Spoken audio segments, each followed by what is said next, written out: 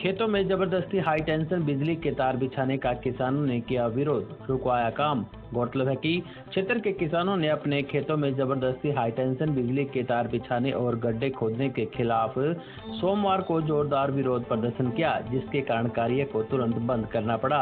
वहीं clean max company द्वारा गांव ईश्वरवाल के खेतों में हाई टेंशन तार बिछाए जा रहे थे, जिसे लेकर किसानों में भारी आक्रोश था।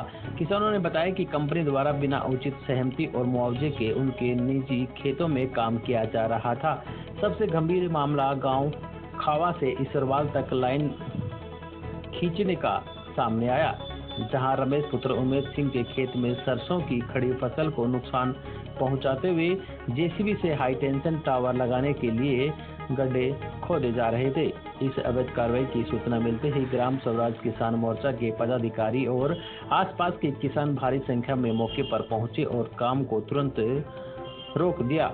वहीं आज सोमवार को करीब 5 बजे मिली जानकारी के अनुसार किसानों के कड़े विरोध के बीच मौके पर मौजूद पुलिस प्रशासन ने किसानों पर काम जारी रखने का दबाव बनाने की कोशिश की, लेकिन किसानों की एकजुटता के आगे उन्हें झुकना पड़ा और काम बंद करवाना पड़ा।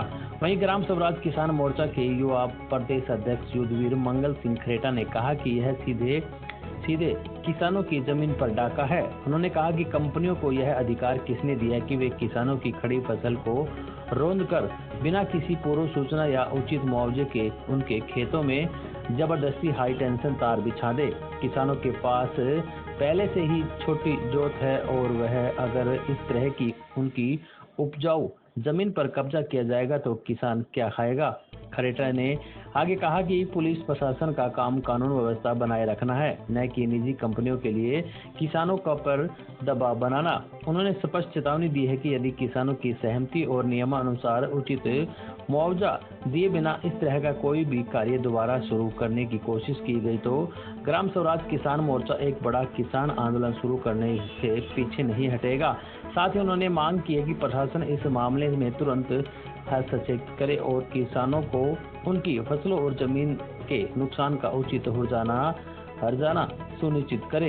इस अवसर पर सुनील, अमरजीत, संदीप, मुकेश बंसल, बीडीसी, वहीं मुकेश सेठ, सचिन राव, महेंद्र, करण सिंह सहित अनेकों किसान मौके पर उपस्थित रहे।